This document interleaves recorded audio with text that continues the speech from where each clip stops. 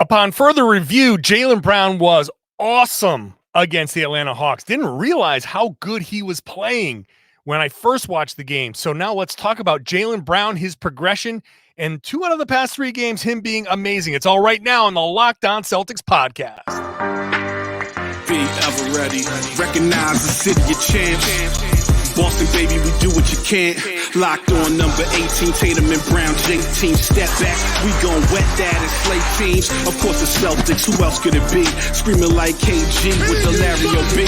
Karalis above average, assessing the team status. Best daily pod, no cap, salary matching. Clutch like Bird the DJ, keep John on replay. Prime time, dapping up the truth on the sideline. Raining J's, how it started, raising banners, how we finished. Locked on Celtics pod, home of the winners. B. Hey there, welcome back to the Locked On Celtics podcast, right here on the Locked On Podcast Network, where it's your team every day, and I got you every day.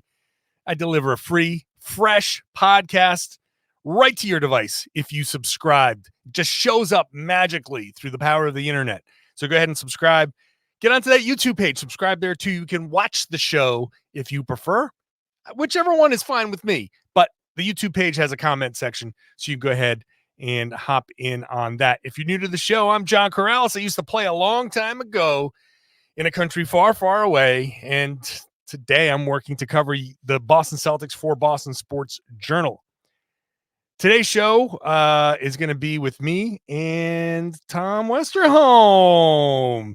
It's been a little bit, buddy. How you been? I'm good, man. I'm living. How about you? Good. Yeah. We've gone through Thanksgiving. Yeah. Everything's good there. Good. Okay. Good. All right. Well, I think we can remember how to podcast if we stick with it. If we check off mandatory small talk at the beginning of the podcast there. Good. Okay. Good. We'll talk about Jaylen Brown over the next 2 segments. We'll say segment 2 and 3. Two segments of Jaylen Brown. But let's just start because, watch the Hawks game again. And we, haven't heard your thoughts on the game where the Celtics beat the Hawks. And so what was your, did you have a big takeaway other than, oh my God, Al Horford is still doing this stuff? Yeah, it's going to be similar to my takeaway after games 1 and 2 of the playoffs last year. The Hawks stink. No, I mean, it was a funny game to me because it's just everything, nothing changed.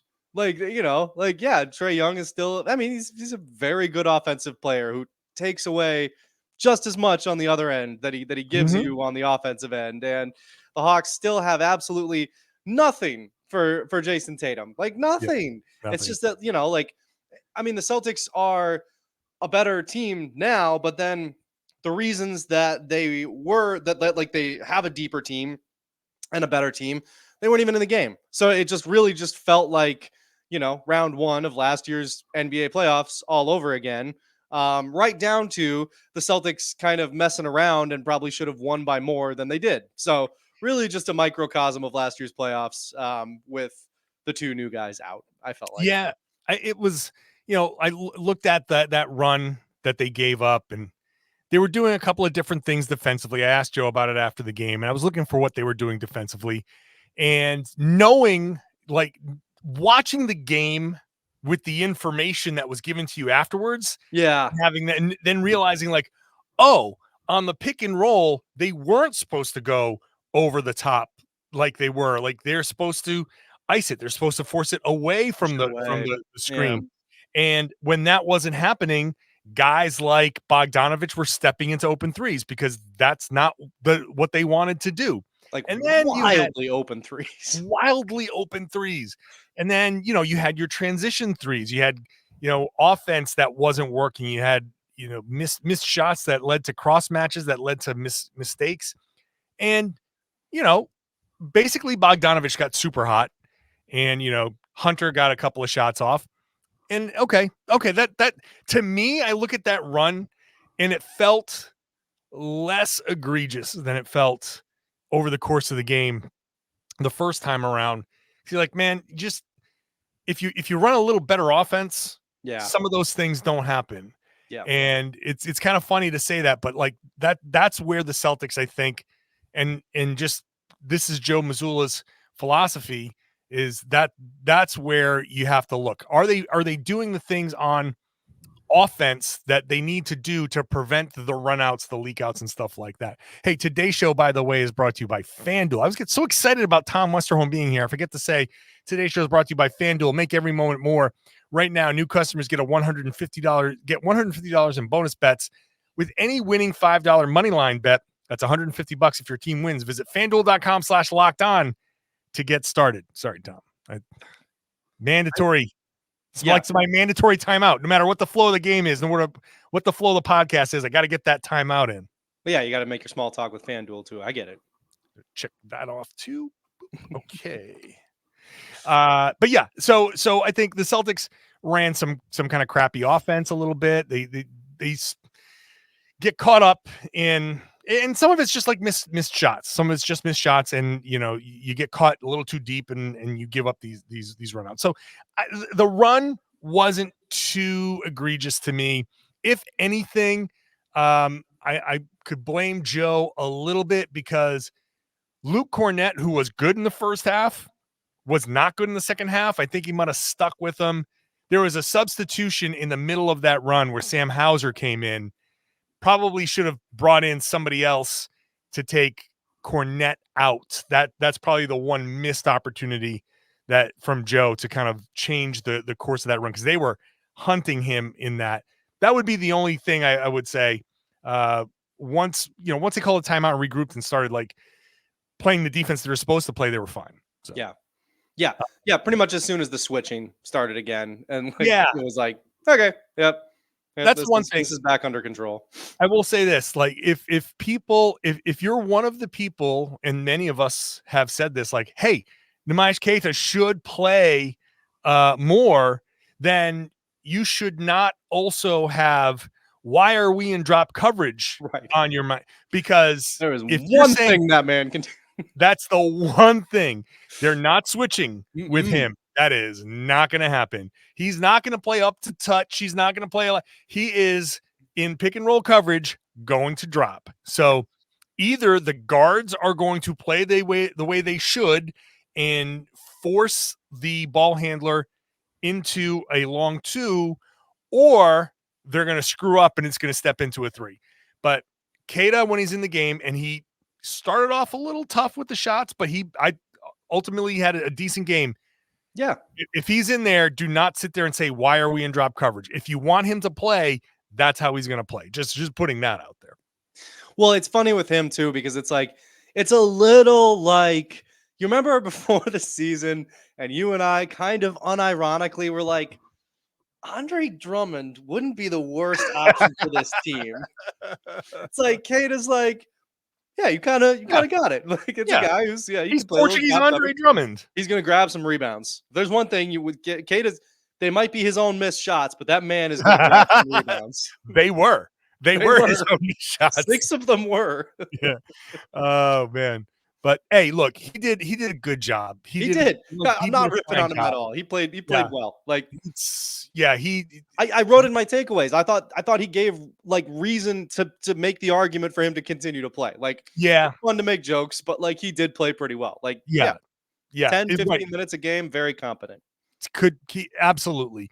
In the right matchup, that could happen. Like I said, they could have gone away from Cornett. And if there's a situation where you go away from Cornett, you go one of two ways. Either, I thought last night they should have brought Brissett in during that run. I thought Brissett was the option with Hunter, and they were kind of small, and even like a Lamar Stevens situation could have been same idea. I thought that was the play in the third quarter in the middle of that run to stop it without the timeout. If you want to do we're going to substitute and see if the sub pattern can stop this, I would have gone Brissett Stevens, same idea. Yep. Or if the matchup so dictates, you can go with Queta and go big and have him be like a rim protector, rebounder type. So it's nice that he's presented himself as one of those options. Absolutely. Yeah. So, all right, I think that's good. Hawks leftovers from that game. It's going to be interesting to see how that progresses now into other opponents The Bulls are up next, and Porzingis is going to be out for a few games. Does Kata get some run against a bigger front line? Or what do they do? How are they going to go and try to win this game by 23? Oh, that's going to be an interesting one. We'll figure all that stuff out later, but we'll talk Jaylen Brown. Jaylen Brown, I've been critical of him on this podcast, but 2 of his past 3 games have been chef's kiss. We'll talk about that coming up next. Today's show brought to you by FanDuel, our good friends over at FanDuel. They are America's #1 sports book. And when the weather gets colder like it's been, the NFL offers stay hot on FanDuel. Right now, a new customer like you can get $150 in bonus bets if you win any $5 moneyline bet. Very simple. Place that $5 moneyline bet. If your team wins, that's $150 for you on top of whatever you win. So if you've been thinking about joining FanDuel, now's the time to do it. You can play it simple, right? If you're new to betting and you say, "Oh, I'll just bet against the spread or over-unders or player props," that's easy. You can do that. You want to get a little bit more advanced, they have those options. You can do same-game parlays. You can go across multiple games. It's so many different options over there at FanDuel. So go ahead and check it out. FanDuel.com/lockedon. FanDuel.com/lockedon. Kick off the NFL season. Get your NBA bets in there if you'd like to. FanDuel's the official partner of the NFL. And I will say that they have the tools to help you protect yourself. If you're worried, you can set up your limits. You can go ahead and use those protection tools so you can go ahead and gamble responsibly. Thank you for making Locked On Celtics your first listen every day. Locked On has this cool new thing. It's called Locked On Sports Today. It's the first ever national 24/7 streaming channel on YouTube. So it's on all the time. Treat it like I used to treat ESPN. You pop it on, you leave it on, and when something interesting catches your ear, you go ahead and you listen to it. So check it out. Locked On Sports Today on YouTube. Subscribe to the first ever national sports 24/7 streaming channel. All right, Tom, throw out the Orlando game because that was a big pile of poo-poo for just about everybody. That was not hey, whatever. Milwaukee and Atlanta were Jaylen Brown's 2 best games of the season. And I say that because he was moving the ball extraordinarily well, passing, like finding his teammates, not holding the ball, which is the Jaylen Brown #1 weakness. Hold the ball, pendulum between your legs, survey the floor, let the defense get set, then make your drive, and then all the help and all the hands are in there to swat the ball away. Past 2 games, I feel like past two wins. Let's just say that past 2 wins. Jaylen has gotten off the ball when a drive hasn't presented itself. When it has, he's made his decision quickly, and he just obliterated Clint Capella. I thought he caught somebody in the Milwaukee game too. Multiple. He did. I forget. It's all blending together, but regardless, yeah. He gets these highlight dunks because he's making quick decisions and driving when he has the lane quickly, not waiting for the defense to get set.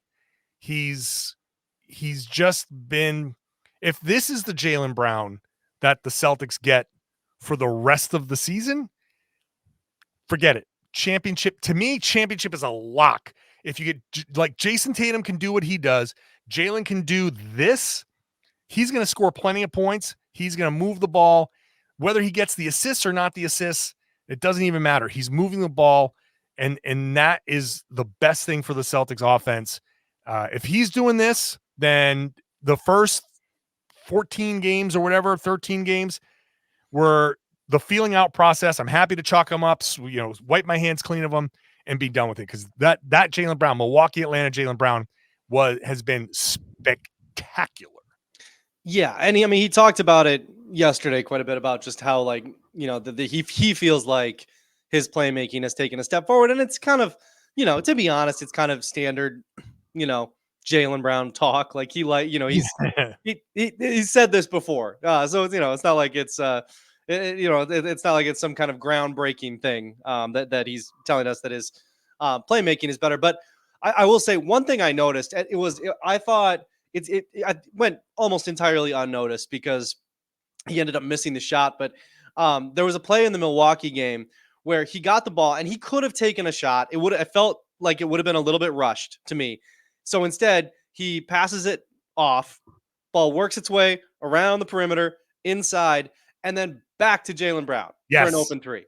And he missed it. But I was just like, that's so perfect. Like, that was perfect basketball. I was like, okay, it feels a little rushed. Let me pass it. And then, the guy who jump started this whole circuit around the court gets the ball back and gets to take the shot and make or miss. It's just like beautiful basketball process, right? Like that is how it's supposed to happen. And I think that over the last week, over the last, whatever it's been, that's been something that I've really noticed with Jaylen, is that like the basketball process is so much better. It's just like, cuts, tons of cuts, tons of transition, tons of, just good decision making, like you talked about, like passing out of plays that he might force at other times. Like, I think we're really seeing a lot.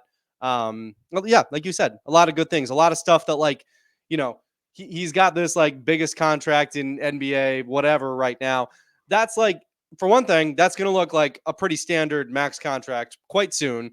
Yeah. And if he's playing like this, a standard max contract is going to look pretty accurate for him, because if he plays like this, he's a no questions asked all-star. He's, knocking on the door of, all NBA teams. Like, this is what you pay a guy a lot of money for. Yeah, absolutely. And I loved that play. I think I made a big deal of it in that post-game podcast, because the whole lesson learned there is, I will get the ball back if I move. Like, it's very possible that when I give it up, I can get it back. Like, the more a player, any player, can trust that when I move the ball and the other guy has his opportunity with it, he is also going to make the right play. If all 5 guys are dedicated to making the right play, then my old standby cliche of the right guys are going to get the right stats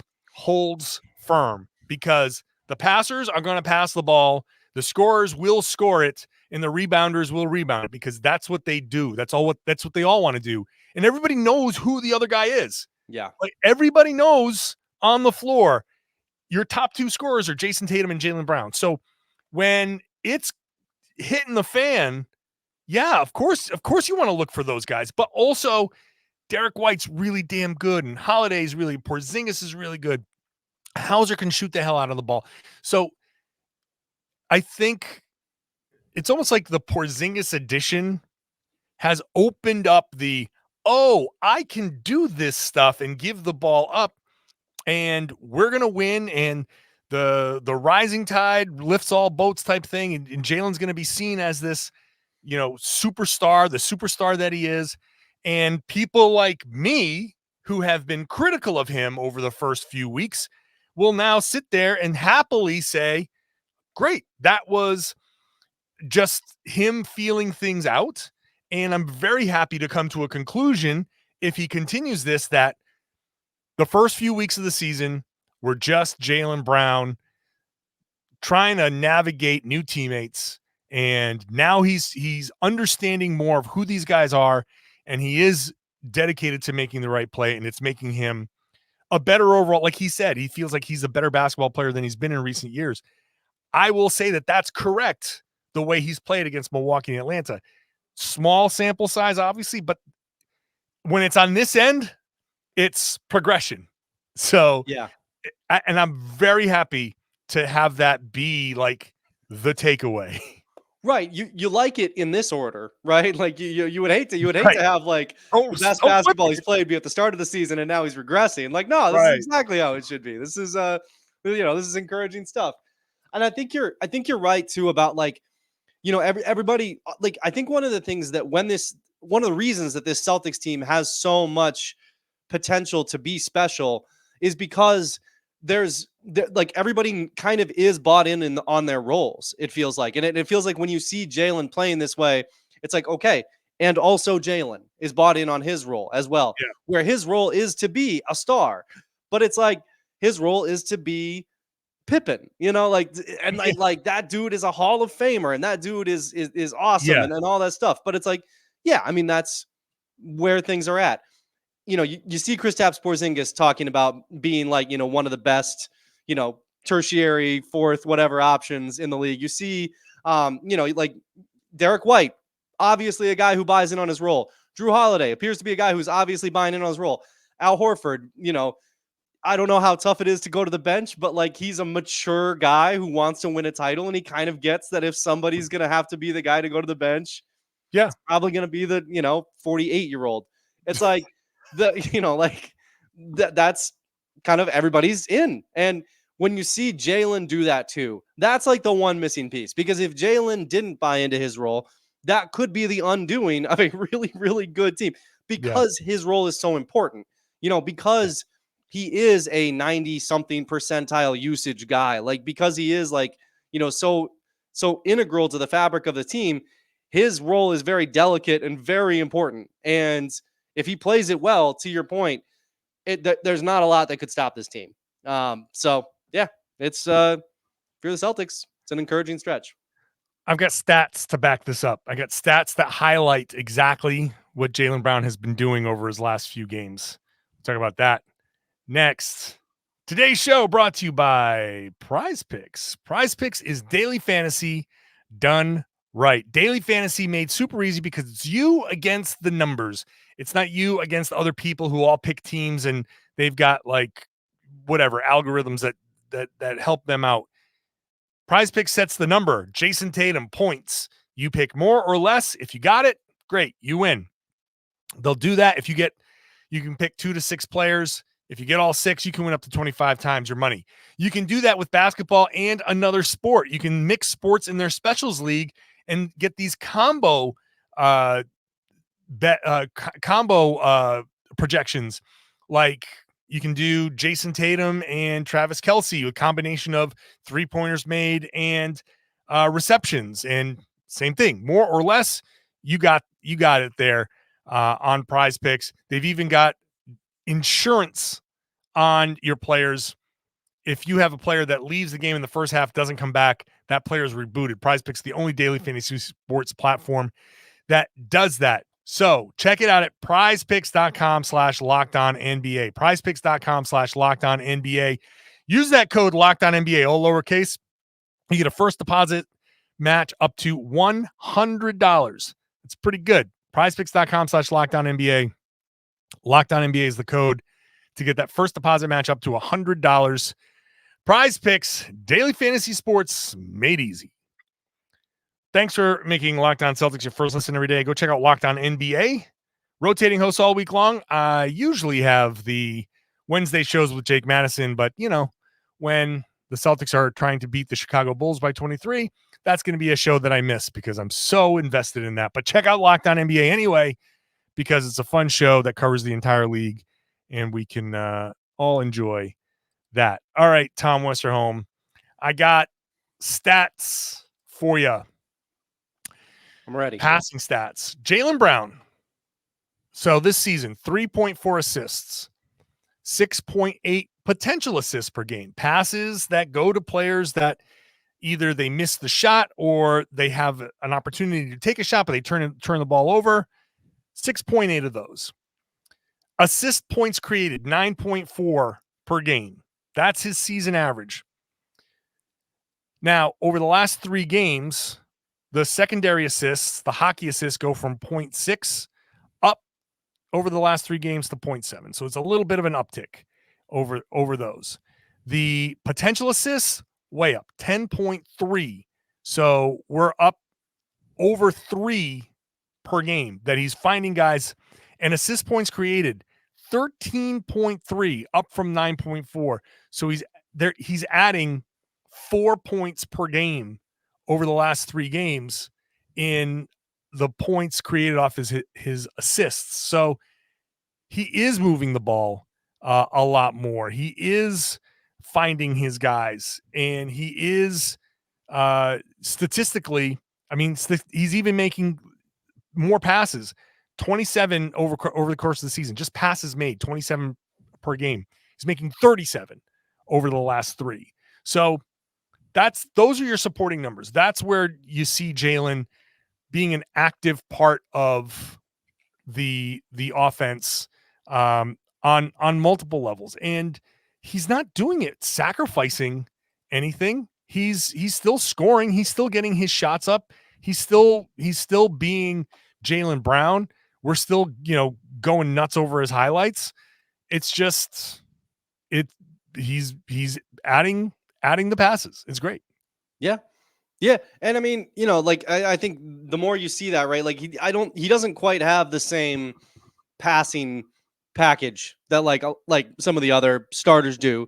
So with Jaylen, it's like you're not asking for him to do everything that Tatum does. You're not asking him to do everything that, Holiday and White do. You're just asking him to kind of make reads and make the right play. And that is what you're seeing. Like that's the encouraging thing is there's just like this. I feel like there's just kind of this like playing within himself that is that especially the way that he can collapse a defense, the way that the Celtics offense is built around him and Tatum. Yeah, there's lots of opportunities for that kind of thing. So yeah, it's good to see. And then, defensively, even I thought he did a decent job on Trae Young. I know Trae Young went for like 30 plus. So you sit there and be like, who he did what now? That not all of that was on Jaylen. No, I thought he definitely had some stretches. There was that one stretch right before Trae Young got the tech where Jaylen kind of locked him up. He was playing a little physical, but like nothing crazy. Like I think, obviously I'm going to think Trae Young was a little dramatic. He has a tendency to be that. So the tech I thought was those guys who tend to be dramatic like that tend to be your favorite kind of basketball players. I feel like yeah. I really gravitate to unnecessary, excessive drama. Yeah, that really appeals to my old school mentality. the guy who grew up watching Robert Parrish rain blows upon Bill Laimbeer and get called for like. To be fair, throwing punches the way that he did was a different kind of dramatic, but sure, yes, sure. But yes, I thought Jaylen has done pretty well defensively. It's just this level of engagement. Like when Jaylen's at his worst, his mind's not there for 48 minutes. He gets lost in the game. He gets lost in his mistakes. He slows the game down, and he's definitely done that this season. When he slows the game down and then tries to attack, he's diving into a sea of arms, and he has a tendency to turn the ball over. It's when we talk about things like 0.5 basketball, where you have half a second to make a decision. Am I driving? Am I passing? Am I shooting? What am I doing there? If Jaylen can just subscribe to that 0.5 basketball at all times, he will never miss another All-Star game, like until he's past his prime. Like that's how good he can be, because when he makes the quick decisions, whatever it is, it's generally pretty good. But if he's not making the reads quickly, then it's a struggle for him. And so I just love the pace at which he's playing. Like he's got a good pace, a good rhythm, a good feel. And like, okay, is he going to take like a wild shot every once in a while? Sure. But he's one of those guys that you're like, oh, that was a bad shot. Oh yeah, went in. Like he's a bad shot maker. That's what NBA stars do. Take a look at any top level star. They all will make bad shots. I think it was Sadiq Bey that he put Sadiq Bey in the post at one point. Like he posted up Sadiq Bey. I think it was in the second half. I just chucked up this awful whirling shot, and I said audibly to my son, just like, what the was that? And then it just like dropped in, and I was like, never mind. And also, I shouldn't have said that in front of you. My bad. But yeah, like like that'll like he does that sometimes. Especially some of those turnarounds, especially. It's just like you just watch them and you're like, that's a terrible shot, and then they drop. I also think the 0.5 basketball is a really interesting concept because I think like if anybody listening to this plays pickup ball, right? I think you can improve your basketball game so much, and it might not happen right away. But if you subscribe to 0.5 basketball and you play pickup ball, right? It's just like it can really improve your entire game once you get used to it because it's such a way to speed up your decision-making process and everything you do. Like if you don't stand there and kind of feel it out and wait for the game to develop in front of you, if you're just like, get it, go, get it, shoot, get it, pass, whatever it is. If it's just like click, click, click, you might make some mistakes early, but like you're just gonna get this quicker, sharper, tighter feel for the game. And I think that's what you want to see from Jaylen. You want to see that quick, tight, boom, boom, boom kind of feel to it. You know what that opens up? Cuts. Absolutely. A ton of cuts. Yeah. And as the resident, we need to cut more guy. The giving it up quickly when you get the ball and you say, oh, nope, I'm going to move it. That guy's head turns a little bit. Boom, give and go. It's right there so many times. So that the quick ball movement where the decisions, whole thing is when you're doing this, it forces the defense to make decisions because everything is reads. Everything is about, I see this guy here, I'm going to go there. Yeah. And you want two guys on the defense to make the same decision to go to a certain guy. You want somebody to screw up like that. So then all of a sudden now there's your cut or there's your drive or there's your shot. Like the more you move it, the more likely somebody on the defense is going to screw up like that. Absolutely. And like that's one of the reasons Derek White is so good is because it's like he's good at that floater. He's got good touch, of course. But like a lot of NBA players have good touch. It's the fact that he just kind of like sees space, goes to space. And it's like it's quick and automatic. And he's just like, oh, I see space over here. I'm going to go here. Oh, okay. Now there's a little bit of space. I'm going to flick up this floater and it goes in. And it's like, yeah, that's good basketball. That's just finding the space and filling that space and, making a play. It's great. When it's played well, it's just, I sometimes find myself not working when the ball is moving the way it's supposed to, because I'm just sitting there like, oh man, that was really nice. Like, oh, whoa, I'm supposed to write something about that. I'm supposed to tweet something or make a note or something. It just when it's when they're playing their best and when the ball's moving, and you're right, it just takes one guy. Yep. It just takes one guy to mess that up. And unfortunately, at the beginning of the season, the one guy was more often than not Jaylen. But in these two games, it hasn't even. We've seen a little bit of that with Drew Holiday too. Yes. Well, that's why I said more often than not, but left it open. Yeah, Holiday for yep. That's a whole other podcast. Yeah, where I'm wondering when Holiday, when people go, wait a second, it's like Scooby-Doo takes the mask off, and it's like that's Marcus Smart, Like I'm just waiting, just waiting for that. No, Drew's been great, but Marcus was great. Yeah, Marcus was great. Yeah. We'll let that one marinate for a little while. For now, Jaylen Brown is awesome, and so was this podcast. Hey, Tom, good to talk to you again. Nice to talk to you, man. I'm gonna just check off, do the podcast, and that's that. Swear in front of my son right there. Okay, good. Thanks, Tom. I didn't actually. For the record, that's my wife who does all the cursing in front of our son. She's taught every dad what he knows. Wow, late game, just throwing the wife under the bus. That's a classic move. Thank you all for listening. Thank you all for watching. I appreciate that. Let me know in the comment section what you think about Jaylen Brown, what you think about all the stuff that we've said. Would love to, if you've not subscribed yet and you would like to, now is a great time to hit that subscribe button on whatever app you're using, or if you're watching on YouTube, do that. And you everydayers that are with me Monday through Friday, sometimes Monday through Saturday, I'd love it if you took the time to spread the word, share the podcast, let everybody know they should be watching.